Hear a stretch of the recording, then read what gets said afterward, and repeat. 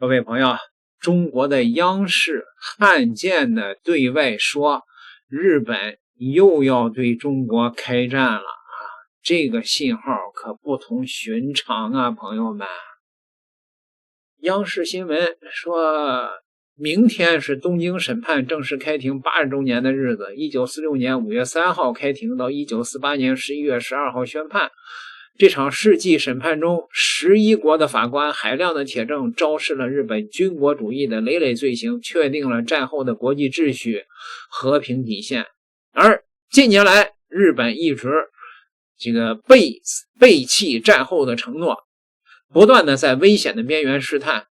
从彻底解禁杀伤性的武器出口，到二战后首次向菲律宾成建制的派兵，再到正式启动安保3文件的修订工作，不到半年时间，日本完成了从专守防卫到主动进攻，再到海外实战的3级跳。央视的军事观察员魏东旭说，高市早苗说要以俄乌中东局势为鉴，为长期战争做好准备，这是一种典型的战争言论。从目前发展模式看，高市政府正推动日本自卫队进攻性作战能力的建设，找的借口就是拼命强调日本是处于不安全的状态。但是我们注意到周边国家并没有主动威胁威慑日本的意图，反而是日本不断的突破和平宪法和专守防卫的原则，不断的打造进攻性的作战力量，甚至开始针对其他国家的内部事务指手画脚。我们看到的是日本军国主义的幽灵正在借尸还魂，而且试图附体在日本自卫队身上。现在的日本自卫队的目标可以用3个字来形容：要打仗。央视，而且中国军号在央视也放出来了一个宣传片，这个宣传片是用日语直接怼到了高市早苗的脸上，这是罕见的一种表态呀，朋友们。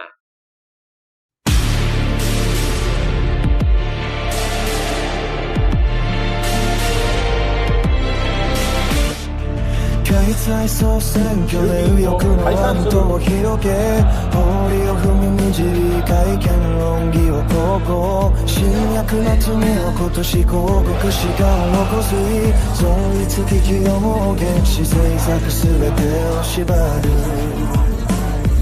進んで馬前に貸し付きアメリカへをもねるのみ、煽り人芸対立を焚きつける。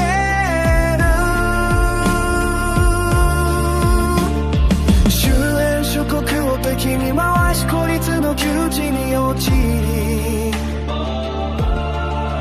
軍国主義の本性を改めぬまま上院理事国会入りはもうそら動かぬ侵略証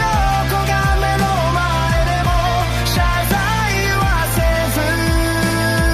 歴史から逃げる姿は臆病者の面構え、火遊びに固執し時代の潮流に逆らうなら、最後に待つのは天の裁きと正義の鉄槌のみ。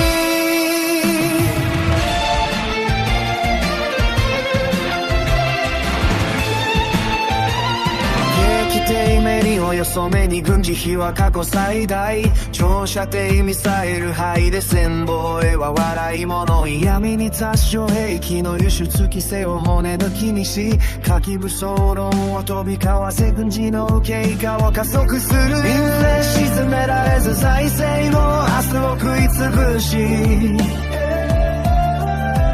メディア操り世論誘導情報眉に民を閉じるネットリンツを野放し、排外的ポピュリズムを扇動、文化まで同意しようよがむ空気を作る。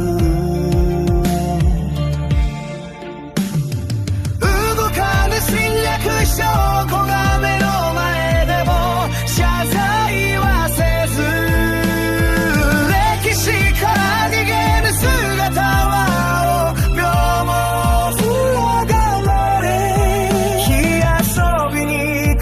寿司時代の扉に逆らうなら最後に待つよは天の裁きと正義の鉄並み奴らの仕業悪魔の修行と迷路の果て奈落の淵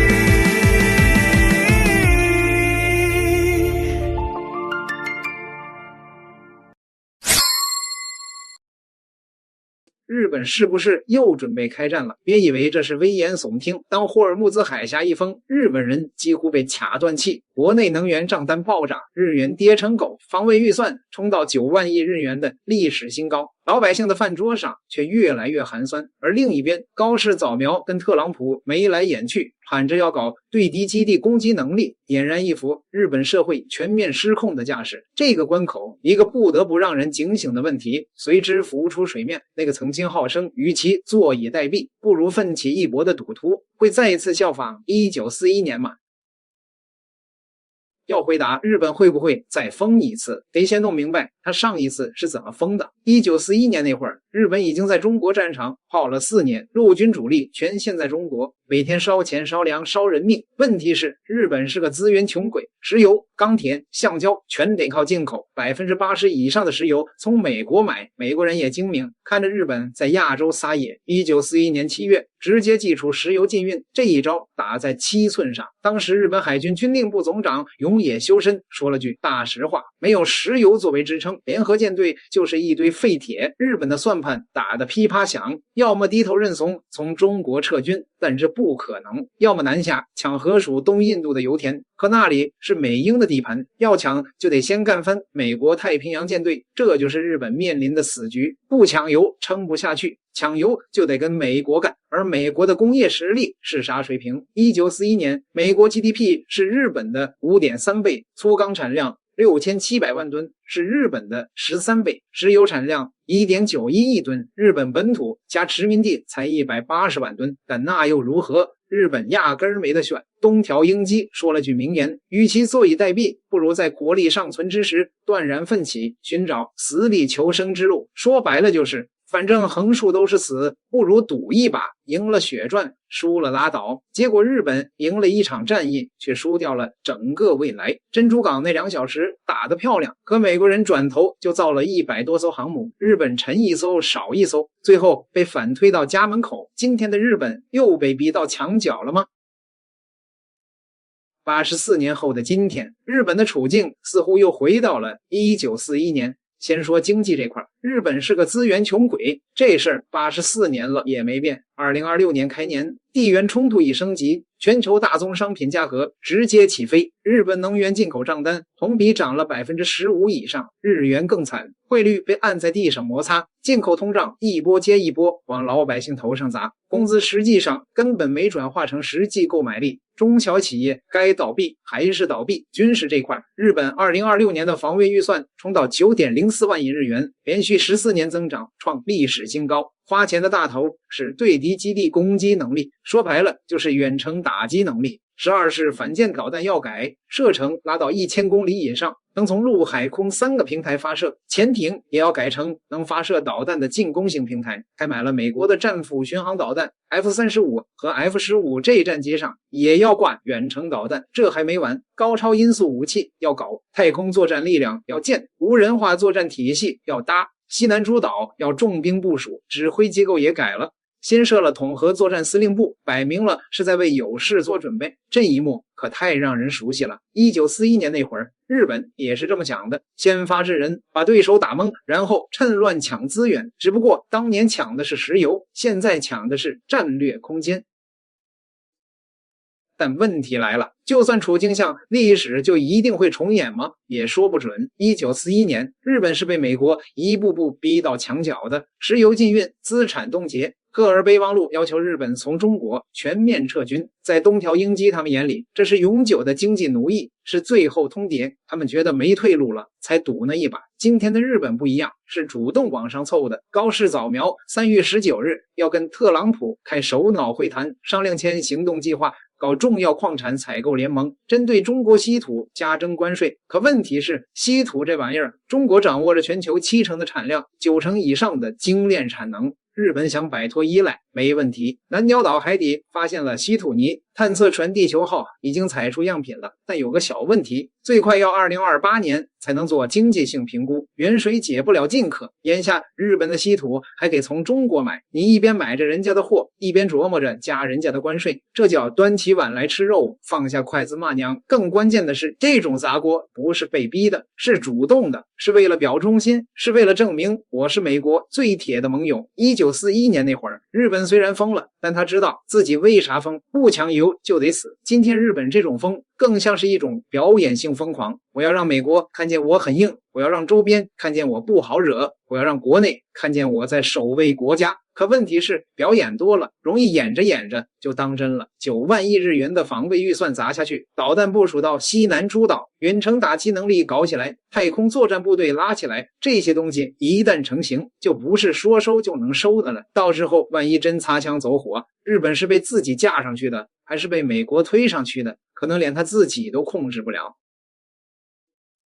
84年前，东条英机说，与其坐以待毙，不如奋起一搏，结果搏出了2颗原子弹。今天日本又站到了类似的十字路口，经济被内外夹击，军事上疯狂扩张，政治上向右猛拐。特朗普会不会像当年的罗斯福一样被日本拉下水？日本老百姓还能忍多久？物价飞涨，民生凋敝，高市早苗的对敌基地攻击能力到底想打谁？这些问题现在还没答案，但有一条教训是日本人必须记住的：当你觉得自己只剩下赌国运这一条路的时候，你其实早就输了。真正的赢家从来不会把自己逼到非赌不可的份上。从中国的官方到民间都在反复的说一个事情，就是日本这个民族由于狭小的岛屿的地理这个因素，培养出来了一种不拼命的也要赌一把的这种心态。所以中国解放军要做好万全之策啊，防止日本再来一次赌国运的珍珠港式的偷袭。当然了啊，中国目前这个军力可以碾压日本灭其国，但是如果日本最开始赌的话，他用1000枚导弹来打中国的军用民用的目标，你即便是随后把日本灭了国了，那这个损失也不在少数啊。所以一定要做好万全的准备，不行的话先下手为强吧，后下手遭殃啊，同志们呐！点个订阅，咱们下期再聊。